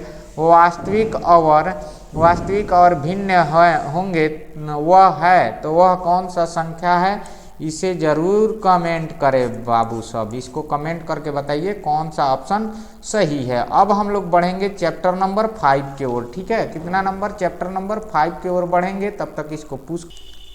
चलिए स्टूडेंट, अब जो है फिर हम लोग चैप्टर नंबर 5 कर रहे हैं। चैप्टर नंबर 5 ध्यान से देखिएगा क्योंकि ये भी बहुत ही इम्पोर्टेंट क्वेश्चन है। 10th क्लास में है तो आपके लिए बहुत ही इम्पोर्टेंट क्वेश्चन कराया जा रहा है। फटाफट से अभी तक चैनल को सब्सक्राइब नहीं किए हैं तो सब्सक्राइब जरूर कीजिए क्योंकि आप ही लोग से हमें बल मिलता है, ठीक है। चलिए चैप्टर नंबर 5 आपका होता है समांतर श्रेणी। क्या होता है चैप्टर नंबर 5, समांतर श्रेणी। कौन सा, समांतर श्रेणी, ठीक है। अब चैप्टर नंबर 5 को यहाँ पर ध्यान से देखिए, समांतर श्रेणी क्या कह रहा है। समांतर श्रेणी 1, 4, 7, 10 डैश का कौन सा पद 88 है, कौन सा पद 88 है, ये हमें बताना है कि कौन सा पद 88 है। तो कौन सा पद हम लोग का 88 आएगा बाबू, तो हम लोग का 30वां पद जो है 88 आ जाएगा। कितना, 30वां पद, ऑप्शन ए जो है राइट आंसर है। अगला क्वेश्चन नंबर 2 आ रहा है आपके स्क्रीन पर। क्वेश्चन नंबर 2 कह रहा है यदि एपी का प्रथम पद ए तथा पदांतर पद डी हो तो एनवा पद निम्नलिखित में से कौन होगा। एनवा पद का बात कर रहा है, कौन पद, एनवा पद। तो एनवा पद कौन सा जो है होगा, तो इसमें जो है ऑप्शन सी राइट आंसर है, ऑप्शन सी राइट आंसर है। ए बराबर क्या कहते हैं, a plus n minus 1 into D, किसका वैल्यू होता है, तो ये होता है आपका ए एन, यानी एनवा पद का वैल्यू, सॉरी एनवा पद का वैल्यू होता है, ठीक है। तो यहाँ पे ऑप्शन जो है सी सही था। अगला क्वेश्चन 3 नंबर पर देखिए, कह रहा है समांतर श्रेणी 72, 63, 54 डैश का कौन सा पद शून्य होगा। तो हम लोग को कौन सा पद शून्य होगा ये हमें बताना है। तो हमारा जो है 9वां पद का जब बात किया जाएगा, 9वां पद का, तो वो जो है वैल्यू उसका शून्य हो जाएगा। तो ऑप्शन बी जो है राइट आंसर है। अगला क्वेश्चन 4 नंबर पर देख लीजिए।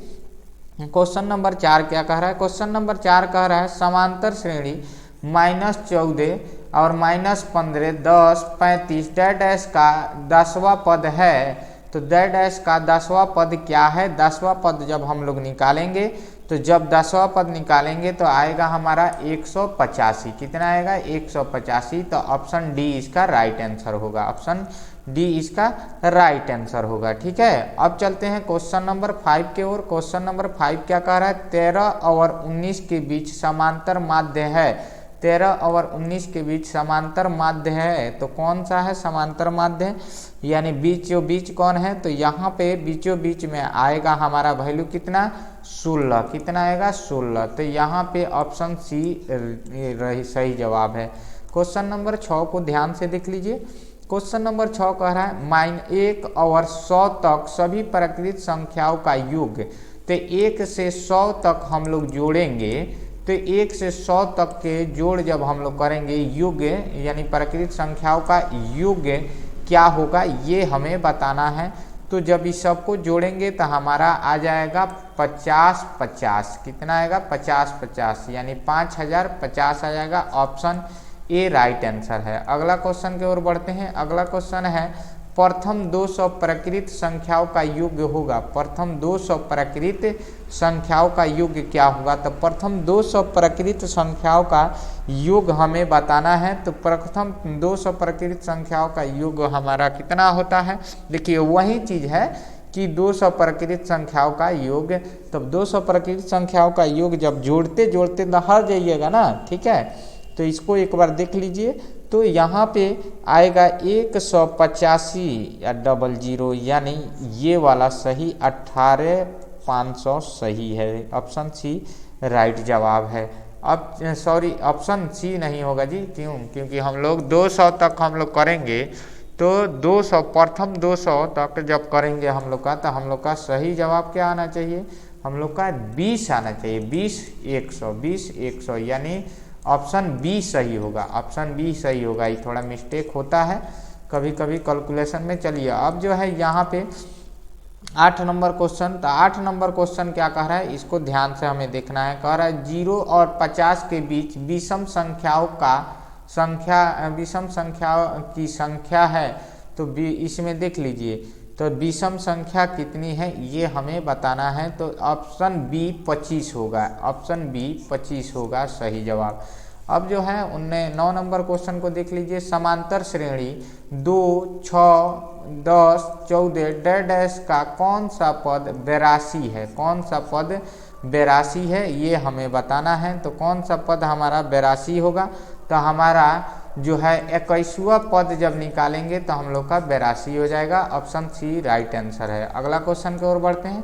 अगला क्वेश्चन 10 नंबर आपके स्क्रीन पर है। कह रहा है 4, 10, 16, 22, 28 डैश का सर्वांतर होगा। सर्वांतर यानी डी डिफरेंस निकालना है तो कितना होगा? अगर 10 में से पहला इसमें से इसको घटाया जाता है, चाहे इसमें से इसको घटा लीजिएगा, ठीक है। तो जब 10 में से 4 घटाइएगा तो कितना आएगा? तो 6 आएगा। वैसा ही 16 में से, अगर 16 में से 10 घटाइएगा तो कितना आएगा? 6 आएगा। यानी सर्वांतर यानी डी कितना आ रहा है? डी आ रहा है। सर्वांतर उसी को बोलते हैं, ठीक है, डिफरेंस को। तो कितना का अंतर आ रहा है? तो आ रहा है 6 का। ऑप्शन ए जो है इसका राइट आंसर है। अगला क्वेश्चन की ओर बढ़ते हैं। अगला क्वेश्चन आपके स्क्रीन पर, यदि समांतर श्रेणी का 17वां पद 10वें पद से अधिक है, 14 अधिक है, तो सर्वांतर का मान क्या होगा? तो सर्वांतर का मान क्या होगा ये हमें बताना है, ठीक है। तो सर्वांतर का मान होगा कितना? 2। कितना होगा? 2 होगा, यानी डी का वैल्यू आएगा हमारा 2। ऑप्शन सी जो है राइट आंसर है। अगले क्वेश्चन की ओर बढ़ते हैं। अगले क्वेश्चन एक बार जरूर देख लीजिएगा। 12 नंबर क्वेश्चन। चलिए 12 नंबर क्वेश्चन देखते हैं कि 12 नंबर क्वेश्चन में क्या है। तो 12 नंबर क्वेश्चन कह रहा है कि 8 के प्रथम 15 गुणजों का योग क्या होगा? वाह जी वाह, 15 गुणजों का योग क्या होगा? तो 15 गुणों का योग, गुणज का योग कह रहा है, तो 960 आएगा। क्या आएगा? 960 आएगा। ऑप्शन डी जो है इसका राइट आंसर है। क्वेश्चन नंबर 13 को देख लीजिए। जब समांतर श्रेणी के प्रथम पद 2 तथा सर्वांतर 3 हो तब समांतर श्रेणी के बीच पद होंगे। तो समांतर श्रेणी के बीच कितने पद होंगे इसको ध्यान से देखना है। समांतर श्रेणी के बीच कितने पद होंगे ये हमें बताना है। तो समांतर श्रेणी के बीच कितने पद होना चाहिए फटाफट बता दीजिए। चलिए नहीं बता पाए हैं, चलिए हम बताते हैं आपको। तो आएगा 2, 5, 8। 2, 5, 8। ऑप्शन बी जो है 13 का सही होगा। अब चलिए अगला क्वेश्चन देख लेते हैं। 14 नंबर। 14 नंबर क्वेश्चन कह रहा है कि 2 अंकों वाली कितनी संख्या 3 से विभाज्य होगी?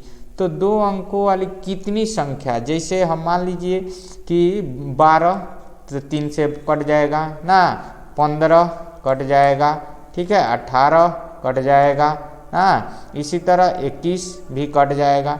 ठीक है, तो इस तरह की कितनी संख्या है जो 3 से विभाज्य हो जाएगी। जैसे 99 की भी बात किया जाए तो ये भी कट जाएगा, तो ये भी 2 अंक है, 100 होगा तो 3 अंक हो जाएगा। तो इस तरह की कितनी संख्या है जो आपको 3 से विभाज्य हो जाएगी। ठीक है, तो इस तरह का हमको लग रहा है 30, यानी 30 संख्या है। ऑप्शन बी जो है राइट आंसर है। ऑप्शन बी 30 ऐसी संख्या है जो 3 से विभाज्य हो जाएगी। ठीक है, अब चलते हैं क्वेश्चन नंबर 15 पर। क्वेश्चन नंबर 15 क्या कह रहा है? क्वेश्चन नंबर 15 कह रहा है कि 1 2 3 4 यानी जोड़ प्लस में डैश 100 का योग होगा। तो 100 का योग इससे पहले भी हम आपको बताए हैं प्राकृत संख्या वाला। तो 100 का योग कितना होगा बाबू? तो फटाक से बता दीजिए। तो फटाक से आपको आता है, ऐसा नहीं है कि नहीं आता है। ठीक है, तो 1 2 3 4 प्लस डैश प्लस 100 का योग होगा। तो 100 का योग्य होना चाहिए 50 50। ठीक है, कितना होना चाहिए? 50 50। तो एक ऑप्शन आपको हम 2 टाइप के दे रहे हैं। एक तो ये ऑप्शन हो गया जो कि यहाँ दिखा रहा है, और एक ऑप्शन बी। इस दोनों में से जो है इसको जोड़ के आप निकाल करके हमको कमेंट कीजिएगा कि ऑप्शन बी सही है या ऑप्शन सी सही है। ये आपको कमेंट करके बताइए। और जिसको भी पीडीएफ को दिक्कत हो रही है तो आप पीडीएफ हमसे मांग सकते हैं कमेंट करके। मेरा जो है नंबर भी आपको शेयर मिल जाएगा, व्हाट्सएप पर भी हम आपको शेयर कर देंगे पीडीएफ। ठीक है, इसका टेंशन मत लीजिए। चलिए, क्वेश्चन नंबर 15 हो गया। क्वेश्चन नंबर 16 की ओर बढ़ते हैं। क्वेश्चन नंबर 16 क्या कह रहा है? क्वेश्चन नंबर 16 कह रहा है कि किसी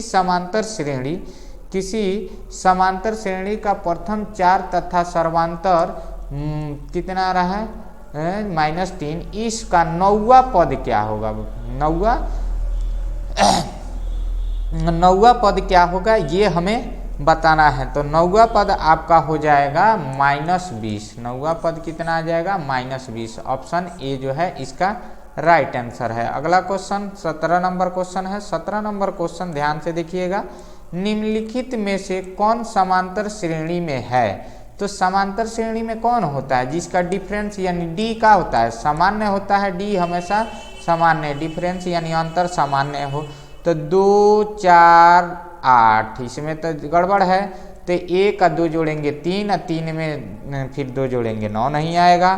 5 3 8, और यानी 8 3 11, यानी क्या पूछा है? समांतर श्रेणी में है। क्या होना चाहिए? समांतर श्रेणी में होना चाहिए। तो समांतर श्रेणी का जब भी बात किया जाए तो उसका डिफरेंस हम लोग देखते हैं। तो डिफरेंस जब देखते हैं तो 5 3 8, 8 4 12, अब 12 5, यहाँ पर 12, अब 12, यानी देखिए इसमें 5 से ध्यान से देखिएगा, इसी को ध्यान से देखना है। ठीक है, और यहाँ पे ई भी नहीं निकल रहा है। जैसे 8 आप 5, तो 3 से जोड़े आप 12, तो ये गलत हो गया क्योंकि वो सेम नहीं चल रहा है। ये भी सेम नहीं चल रहा है डिफरेंस से, ये भी सेम नहीं चल रहा है। तो इसलिए ऑप्शन डी जो है सही होगा, क्योंकि इनमें से कोई सही जवाब नहीं है। तो इसका डी सही होगा। अब क्वेश्चन नंबर 18 की ओर बढ़ते हैं। 18 नंबर क्या कहता है कि समांतर श्रेणी 2 डैश 20 29 का लुप्त पद क्या है? लुप्त पद, यहाँ पर लुप्त पद जो है वो क्या है ये हमें बताना है। ठीक है, तो वो है आपका जो यहाँ पे लुप्त पद है 11। क्या है? 11 जो है लुप्त पद है। ऑप्शन बी राइट आंसर है। अगला क्वेश्चन 19 नंबर क्वेश्चन है। 19 नंबर क्वेश्चन कह रहा है समांतर श्रेणी 3 8 13 18 23 डैश का 15वां पद होगा। तो डैश का 15वां पद क्या होगा ये हम लोगों को बताना है। तो इसमें से 15वां पद हम लोग का होगा 73। कितना आएगा? 73। तो ऑप्शन ए राइट आंसर है। अगला क्वेश्चन की ओर बढ़ते हैं। अगला क्वेश्चन आपके स्क्रीन पर है बाबू, ध्यान से देखिए। कह रहा है किसी समांतर श्रेणी के पहले और तीसरे पद का योग एक समांतर श्रेणी के दूसरे पद का कितना गुना होता है? तो कितना गुना होता है 20 नंबर क्वेश्चन है। और इसका जो है ऑप्शन आपके सामने है। और इस ऑप्शन में से कौन सा ऑप्शन आपका सही है ये आपको कमेंट करके बताना है, ठीक है। अब चलिए 50-50 भी कर देते हैं, तो ये और ये दोनों छोड़ देना है। ऑप्शन ए ऑप्शन सी में कोई एक सही जवाब है तो ज़रूर कमेंट करके बताइए कि कौन सा सही जवाब है, ठीक है। तो चैप्टर नंबर 5 भी हम लोग कंप्लीट कर लिए, जो भी इम्पोर्टेंट क्वेश्चन था। अब चैप्टर नंबर 6 में हम लोग एंट्री करेंगे। चैप्टर नंबर 6 में हम लोग एंट्री करेंगे। चैप्टर नंबर 6 का क्वेश्चन आपके स्क्रीन पर आ चुका है। चलिए हम लोग इसको भी जूम कर लेते हैं और इसको भी देख लेते हैं एक बार कि किस प्रकार की ये क्वेश्चन है। तो थोड़ी सी इधर करते हैं, ज़्यादा जूम हो चुका है। चलिए अब इसे हम लोग देखेंगे, ठीक है। चलिए पहला क्वेश्चन देखिए, त्रिभुज चैप्टर नंबर 6 का हम लोग करेंगे। कह रहा है दो समरूप त्रिभुजों का भुजाएं 3:5 में है, इन त्रिभुजों का क्षेत्रफल का अनुपात क्या होगा।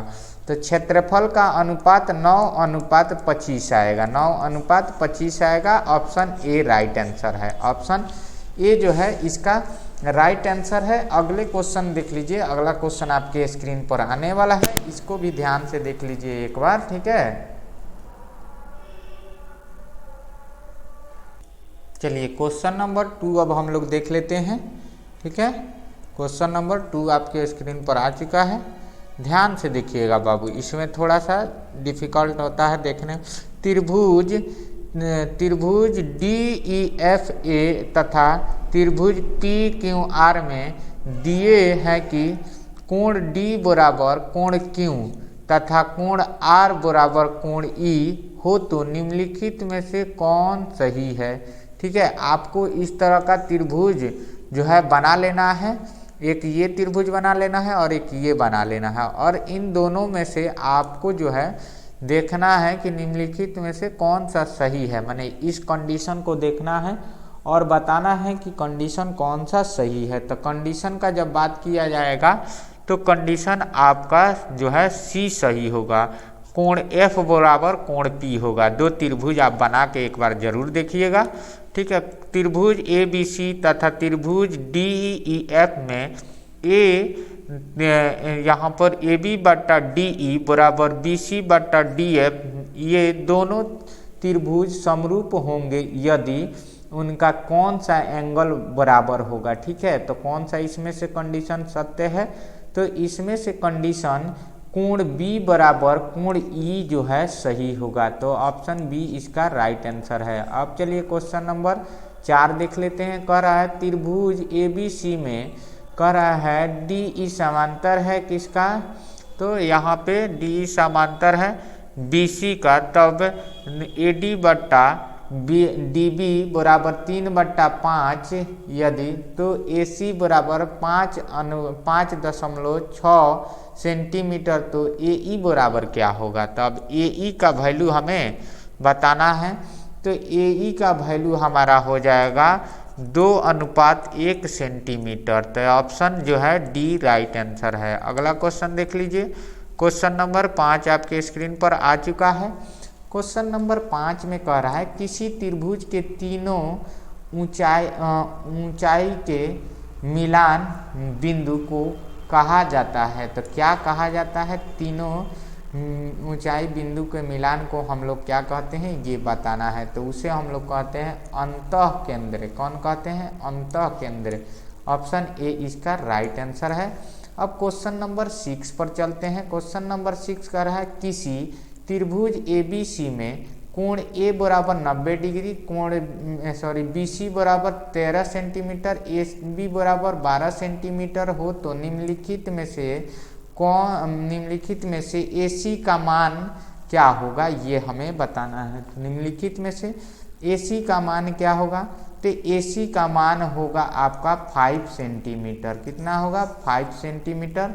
तो 5 सेंटीमीटर ऑप्शन सी इसका राइट जवाब है। चलिए अगला क्वेश्चन देख लेते हैं। अगला क्वेश्चन आपका है एक समबाहु त्रिभुज ABC की एक भुजाएं 2A है, तो इसकी ऊंचाई क्या होगी। तो इसकी ऊंचाई हमें बताना है। तो इसकी ऊंचाई क्या होगी, इसकी ऊंचाई √3A, ऑप्शन बी जो है राइट आंसर है। अगला क्वेश्चन 8 नंबर आपके स्क्रीन पे है। क्वेश्चन नंबर 8 को ध्यान से देखिए। क्वेश्चन नंबर 8 आपके स्क्रीन पर आ चुका है। कह रहा है किसी समचतुर्भुज के विकर्ण की लंबाई 30 सेंटीमीटर तथा 40 सेंटीमीटर हो तो उसकी भुजा की लंबाई ज्ञात कीजिए। तो उसकी भुजा की लंबाई होगी 25, तो 25 सेंटीमीटर, यानी 25 centimetre option A right answer है। अगला क्वेश्चन है आपके स्क्रीन पर 9 नंबर क्वेश्चन। 9 नंबर क्वेश्चन कह रहा है किसी त्रिभुज में दो कोणों का योग तीसरे कोणों के बराबर है। यदि दो कोणों का अंतर 30 डिग्री हो तब त्रिभुज की कोण है। तो त्रिभुज की कोण क्या है ये हमें बताना है। त्रिभुज की कोण आपका 30 डिग्री होगा, 60 डिग्री होगा और 90 डिग्री होगा। ठीक है, 30 डिग्री, 60 डिग्री, 90, क्योंकि तीनों कोणों का योग कितना होता है 180 डिग्री होता है। ठीक है, तो ऑप्शन सी राइट आंसर है। ऑप्शन सी राइट आंसर है। अब चलते हैं हम लोग क्वेश्चन नंबर 11 का ओर। क्वेश्चन नंबर 11 को एक बार क्वेश्चन नंबर 10 को देखते हैं। क्वेश्चन नंबर 10 आपका सामने आ चुका है। कह रहा है कि यदि दो समरूप त्रिभुजों के क्षेत्रफलों का अनुपात 64:121 हो तो इनके संगत भुजाओं का अनुपात क्या होगा। तो ऑप्शन आपके सामने इधर आएगा। ठीक है, तो इनके संगत भुजाओं का अनुपात क्या होगा ये बताना है। ठीक है, तो यहाँ पर आपका क्वेश्चन नंबर 10 का ऑप्शन यहाँ ऊपर आ चुका है। तो इनकी संगत भुजाओं का अनुपात 8:12, ऑप्शन ए राइट आंसर है। चलिए 11 नंबर क्वेश्चन आपके स्क्रीन पर आ चुका है। तो कह रहा है दो समद्विबाहु त्रिभुज के कोण बराबर है तथा उनके क्षेत्रफलों का अनुपात 16:25 है। उनके ऊंचाई का अनुपात क्रमशः होंगे। तो उनके ऊंचाई का अनुपात क्या होंगे ये हमें बताना है। ठीक है, तो उनके होंगे 1:4 होंगे, 1:4, ऑप्शन सी राइट आंसर होगा। अगला क्वेश्चन 12 नंबर आ चुका है। कह रहा है चक्रीय चतुर्भुज के सम्मुख कोण का योग होता है। तो चतुर्भुज का जब भी बात करें तो उसका सम्मुख भुजा जो है 180 डिग्री होता है, यानी ऑप्शन डी राइट आंसर है। ठीक है, चलिए अब क्वेश्चन नंबर 13 को देख लेते हैं। क्वेश्चन नंबर 13 कह रहा है दो समकोणीय त्रिभुजों के उनकी संगत भुजाओं का अनुपात सदैव सामान्य रहता है। किसे कहते हैं ये हमें बताता है। किसने कहा, यानी किसने कहा था ये हमें बताना है। तो उसे जो है कहा था आर्यभट्ट ने। किसने? आर्यभट्ट ने बताया था। आर्यभट्ट, ऑप्शन बी जो है सही जवाब है। चलिए क्वेश्चन नंबर 14 एक बार और देख लेते हैं। केवल इम्पोर्टेंट क्वेश्चन हम लोग देखेंगे। ठीक है, अगर दो त्रिभुज समकोणिक है तो वे डैश भी होंगे। अगर समकोणिक है तो वो क्या हो सकते हैं, समरूप हो सकते हैं कि समानुपाती होते सकते हैं या सर्वांग सम, या इनमें से सभी हो सकते हैं। तो इसका सही जवाब जो होगा समानुपाती होगा। ऑप्शन बी राइट आंसर है, समानुपाती हो सकते हैं। क्वेश्चन नंबर 15 आपके स्क्रीन पर आ चुका है। यदि एक त्रिभुज के एक कोण की समद्विभाजक रेखा त्रिभुज की माध्यिका हो तो वह त्रिभुज डैश होंगे। तो वह त्रिभुज क्या होंगे? तो वह त्रिभुज आपका विषम बाहु त्रिभुज होगा। कौन होगा? विषम बाहु त्रिभुज। ऑप्शन सी जो है इसका राइट आंसर है। ठीक है, चलिए अब क्वेश्चन नंबर 16 के ओर चलते हैं और देखते हैं 16 नंबर क्वेश्चन क्या कह रहा है।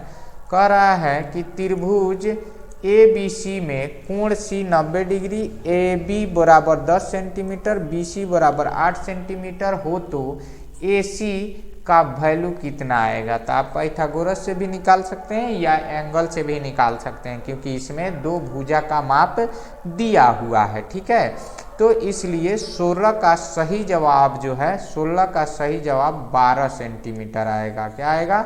12 सेंटीमीटर आएगा। ऑप्शन ए राइट आंसर है।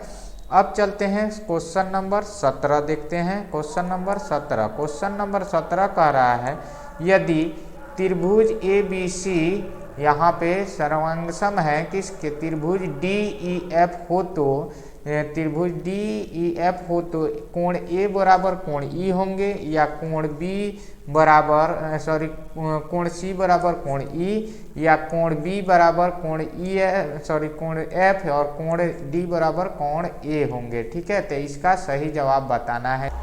चलिए अब जो है हम लोग इसका सही जवाब जान लेते हैं। यहाँ पे क्वेश्चन आपका जो है आया हुआ है, इसका 17 नंबर का सही जवाब डी होगा। क्यों? क्योंकि क्वेश्चन कह रहा है त्रिभुज ए बी सी में समरूप त्रिभुज डी ई एफ हो तो इसका जो है डी कोण डी और कोण ए जो है सामान्य होगा। ठीक है, तो चलिए 1 मिनट के लिए हम ब्रेक लेते हैं, क्योंकि यहाँ पे जो है थोड़ा सा बगल में अजान हो रहा है, तो उसको देखते हुए हम लोग थोड़ा देर के लिए रुकते हैं। चलिए फिर से जो है हम लोग देखते हैं कि क्वेश्चन यहाँ पे जो है इसका सही जवाब क्या क्या होने वाला है। 18 नंबर क्वेश्चन एक बार देख लेते हैं। 18 नंबर क्वेश्चन कह रहा है कि जो है दो समरूप त्रिभुज के भुजाएं 3:5 में है, तब इनकी त्रिभुज का क्षेत्रफल का अनुपात क्या होगा। क्षेत्रफल का अनुपात क्या होगा, तो क्षेत्रफल निकाल लेंगे तो उसका अनुपात यानी बट्टा में करके हम लोग करेंगे तो आएगा √81 अब बट्टा √625। तो इसको अनुपात में लिखेंगे तो यहीं √81 अनुपात √625 लिख लेंगे, यानी ऑप्शन ए जो है राइट आंसर हो जाएगा। ठीक है, चलिए अब 19 नंबर क्वेश्चन को देख लेते हैं। क्वेश्चन नंबर 19, यदि किसी त्रिभुज ए बी सी में बी डी बराबर 5 सेंटीमीटर और बी सी बराबर 7.5 सेंटीमीटर, तब कोण ए का समद्विभाजक ए डी है, तो त्रिभुज यहाँ पे ए बी बराबर ए बी बट्टा ए सी बराबर क्या होगा। तो ए बी बट्टा ए सी बराबर क्या वैल्यू आएगा, तो उसका वैल्यू आपका आएगा 0.6 यानी ऑप्शन डी जो है इसका राइट आंसर होगा। क्वेश्चन नंबर 20 सभी समबाहु त्रिभुज होते हैं, समानुपाती होते हैं, समरूप होते हैं, सर्वांगसम होता है, या इनमें से कोई सही जवाब नहीं है, ये आपको जो है कमेंट करके बताना है। ठीक है बाबू, तो ध्यान रखिएगा कि आप लोग तो अच्छे बालक हैं, आप लोग तो इसको कमेंट करके ज़रूर बता दीजिएगा। ठीक है, तो चलिए कमेंट करके ज़रूर बताइए। चलिए चैप्टर नंबर 7 को हम लोग एक बार देखते चलते हैं। तो चैप्टर नंबर 7 जो है निर्देशांक ज्यामिति, अब इसको हम लोग करते चलते हैं। इसका भी ऑब्जेक्टिव इसी वीडियो में कंप्लीट कर लेते हैं। कह रहा है बिंदु ए का वैल्यू कितना है 3:4, यानी x का मान 3 है और y का मान 4 है, x1 और y1। यहाँ पे x2 का मान -2 और y2 का मान कितना दिया 8 को मिलाने वाली रेखा के मध्य बिंदु का नियामक होगा। तो मध्य बिंदु का नियामक क्या होगा ये हमें बताना है। तो इसका होगा 0/6, कितना हो जाएगा 0/6। ऑप्शन सी जो है राइट आंसर होगा। कौन? ऑप्शन सी इसका राइट आंसर हो जाएगा। क्वेश्चन नंबर 2 का जो है क्वेश्चन देख लेते हैं। यहाँ पे कह रहा है बिंदु -5,4 किस पाद में स्थित है। तो जब 4 को जो है क्वाड्रेंट बनता है तो ये 1 होता है, 2, 3 और 4।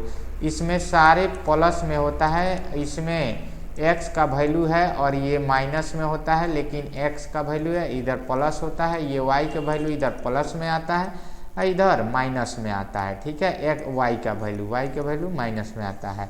तो ये -5 तो x का वैल्यू है, तो -5 तो इधर आ गया, तो इस साइड हो गया। अब कह रहा है y का वैल्यू 4, तो प्लस का 4, तो इस क्वाड्रेंट को कवर कर रहा है, यानी दूसरा, फर्स्ट ये है, दूसरा यानी द्वितीय पद, यानी द्वितीय। ऑप्शन बी जो है इसका राइट आंसर है, द्वितीय पद में यानी सेकेंड क्वाड्रेंट में आ रहा है। अब क्वेश्चन नंबर कह रहा है 3 बिंदुओं 2/3 -2/3 के बीच की दूरी ज्ञात करें। तो बीच के दूरी का तो फॉर्मूला आप लोग जानते ही हैं, मुझे आशा है कि आप लोग नहीं भूल पाए होंगे। ठीक है। तो बीच के दूरी का फॉर्मूला आपका दूरी सूत्र जानते हैं ना जी। दूरी सूत्र बराबर क्या होता है, x2 माइनस x1, ठीक है। यहाँ पे x1 का होल स्क्वायर और फिर प्लस y1 माइनस, चाहे y2 भी कर सकते हैं, इसमें कोई दिक्कत नहीं, y2 माइनस y1 का होल स्क्वायर, ठीक है। यहाँ पे दूरी सूत्र यानी दूरी सूत्र यही है, ठीक है। तो इस सूत्र पर रख के हम लोग इसको सोल्व करेंगे तो हम लोग का ऑप्शन जो है सही कौन होगा ये हमें बताना है ना। तो अब इसको हम लोग कर लेते हैं एक बार सोल्व। अब सोल्व करके जब भी हम लोग कंप्लीट करेंगे तो हमारा वैल्यू आ जाएगा 3। कितना आ जाएगा, 3। तो ऑप्शन ए जो है राइट आंसर होगा इसका, ठीक है। ऑप्शन ए राइट आंसर है। अब चलिए कह रहा है निम्नलिखित में से मूल्य बिंदु के नियामक होते हैं। तो मूल्य बिंदु का नियामक क्या होते हैं ये हमें बताना है। तो मूल्य बिंदु का नियामक आपका होता है 0 0। जब भी मूल्य बिंदु का नियामक पूछे तो 0 0, क्योंकि ओरिजिन पर यहाँ पे दोनों का वैल्यू x और y का दोनों का वैल्यू क्या होता है, जब इसे आप लोग क्वाड्रेंट बनाते हैं तो दोनों का वैल्यू यहाँ पर x का भी y का भी वैल्यू 0 होता है। तो इसलिए मूल्य बिंदु का नियामक क्या होगा, 0 होगा। ऑप्शन बी जो है इसका राइट आंसर है। अब चलिए क्वेश्चन नंबर 5 देख लेते हैं। क्वेश्चन नंबर 5 कह रहा है प्रथम पाद में स्थित किसी बिंदु x अक्ष के x अक्ष से दूरी का क्या कहलाता है। तो x अक्ष से दूरी क्या कहलाता है, तो x अक्ष से दूरी कहलाता है आपका कोटि भी और भुज भी। ऑप्शन सी इसका राइट आंसर है दोनों, ठीक है। कोटि और भुज, ज़्यादा करके कोटि ऑप्शन में आता है, ठीक है बाबू। कोटि पर ही टिक मारिएगा जब उस तरह का सवाल आए तो, ठीक है। चलिए अब क्वेश्चन नंबर 6 देख लेते हैं। क्वेश्चन नंबर 6 को क्वेश्चन नंबर कितना था ये, 5। क्वेश्चन नंबर 5 में कोटि यानी कोटि आता है, क्या आता है, कोटि आता है। तो कोटि ही ऑप्शन बिल्कुल सही है, ठीक है। ये दोनों नहीं हो सकता है, कोटि होगा, क्या होगा, कोटि। ऑप्शन 5 का ए सही है, ठीक है। ऑप्शन 5 का ए जो है आपका ग्रेट आंसर है, ठीक है। इस पर ध्यान मत दीजिएगा, ठीक है। आप जाते कोटि पर ही मारिएगा, परफेक्ट आपका आंसर होगा। अब क्वेश्चन नंबर 6 को देखते हैं। क्वेश्चन नंबर 6 कह रहा है कि बिंदु 6 माइनस 5 का भुज्य है। तो 6 माइनस 5 का भुज्य क्या होगा, तो 6 माइनस 5 का भुज्य होगा 6, क्या होगा, 6, क्या होगा, 6। ऑप्शन सी जो है इसका राइट आंसर है, ठीक है। अब कह रहा है कि 7 बिंदु 2,3 की दूरी मूल्य बिंदु से है। तो मूल्य बिंदु से ध्यान से देखिएगा, 2 और 3 की दूरी कितनी है, तो मूल्य बिंदु, तो ये तो x का वैल्यू है, ये y का वैल्यू है। तो इससे मूल्य बिंदु के दूरी कितना है, यानी मूल्य बिंदु यानी 0, तो उससे उसका दूरी लगभग √3 यानी ऑप्शन बी √3 होगा, ठीक है। ऑप्शन बी राइट आंसर है। क्वेश्चन नंबर 8 को कह रहा है कि 4 और -3 किस पाद में स्थित है। तो ये तो है x का वैल्यू, ये y का, दोनों प्लस में ही है। तो दोनों प्लस किस में होते हैं, फर्स्ट क्वाड्रेंट में दोनों वैल्यू प्लस में होते हैं, ठीक है। तो प्रथम पाद ऑप्शन ए जो है राइट आंसर है किसका, 8 का राइट आंसर ऑप्शन ए है। चलिए 9 नंबर क्वेश्चन देख लेते हैं। क्वेश्चन नंबर 9 क्या कह रहा है, p और यहाँ पे p का वैल्यू x का वैल्यू -5 है और y का वैल्यू कितना है 2, और इसी तरह यहाँ पर 8 और 3 है। बिंदु का नाम है q और p, ठीक है। बिंदुओं को मिलाने वाली रेखा खंड को y अक्ष किस अनुपात में बांटता है, y अक्ष किस अनुपात में बांटता है, तो 2:4 यानी 2:4 में बांटेगा, ठीक है। 2:4 में बांटेगा, यानी ऑप्शन जो है यहाँ पे ए सही होगा। ऑप्शन ए राइट आंसर होगा इसका। चलिए अगला क्वेश्चन 10 नंबर आ चुका है। 10 नंबर क्वेश्चन कह रहा है बिंदु ए का ए और 0, x का वैल्यू 0, y का वैल्यू 1, और बिंदु बी में x का वैल्यू 0, y का वैल्यू 5 है, ठीक है। तो तथा c बिंदु c का वैल्यू x का वैल्यू कितना है, x का वैल्यू 3 और y के वैल्यू 4 से बने त्रिभुज का क्षेत्रफल वर्ग इकाई में होगा। तो किस वर्ग इकाई में होगा ये हमें बताना है। तो 6 वर्ग इकाई होगा। तो ये ऑप्शन डी जो है इसका राइट आंसर है। ऑप्शन डी इसका राइट आंसर है। ठीक है, चलिए आगे की ओर बढ़ते हैं। 11 नंबर क्वेश्चन। 11 नंबर क्वेश्चन कहता है सरल रेखाएं x बराबर -2 तथा y बराबर 3 का कटान बिंदु है तथा y बराबर 3 का कटान बिंदु है। तो इसमें कटान बिंदु का बात किया जा रहा है। तो कटान बिंदु जब भी बोले तो कौन सा इसका ऑप्शन सही होगा? तो ऑप्शन सी यानी -2/3 आंसर इसका सही है। ठीक है, ऑप्शन सी राइट आंसर है। क्वेश्चन नंबर 12 को ध्यान में देखिए। कह रहा है तीन बिंदु रेखाएं होंगे यदि उनसे बिंदु बने त्रिभुज का क्षेत्रफल डैश होगा। तो उनसे बने क्षेत्रफल का त्रिभुज किस प्रकार का होगा ये हमें बताना है। ठीक है, तो यहाँ पर ऑप्शन जो है 12 का ए में 0 दिया है, 12 का बी में 1 दिया है, 12 का सी में 3 दिया है और 12 का डी में जो है आपका 3 दिया हुआ है। तो 0 होगा। क्या होगा? 0 होगा। ऑप्शन ए राइट आंसर है। चलिए क्वेश्चन नंबर 13 देख लेते हैं। क्वेश्चन नंबर 13 कह रहा है कि किसी 13 में क्या कह रहा है? किसी बिंदु -4,7 y नियामक का मान होगा। तो y नियामक का मान क्या होगा ये हम लोग को बताना है। तो y नियामक का मान होगा -7 यानी ऑप्शन डी राइट आंसर है। ऑप्शन डी राइट आंसर है। क्वेश्चन नंबर 14 कह रहा है x अक्ष पर स्थित किसी बिंदु का y नियामक होता है। तो x अक्ष पर किसी भी बिंदु का y नियामक क्या होता है? तो उसका नियामक होता है आपका कितना होता है? वो होता है 0। कितना होता है? 0। किसी भी बिंदु का जब बात करें तो y नियामक क्या होगा? 0 होगा। ठीक है, चलिए 15 नंबर क्वेश्चन देख लीजिए। 15 नंबर क्वेश्चन कह रहा है बिंदु A 4, यानी x बराबर 4 y बराबर 5 तथा बिंदु बी में x बराबर 6 और y बराबर 5 को मिलाने वाली रेखा का मध्य बिंदु है। तो मिलाने वाली रेखा का मध्य बिंदु क्या है? तो मध्य बिंदु होगा 5 क्या होगा? 5 दोनों साइड से। तो ऑप्शन डी इसका राइट आंसर है। क्वेश्चन नंबर 16 पर अब चलते हैं। क्वेश्चन नंबर 16 देख लेते हैं।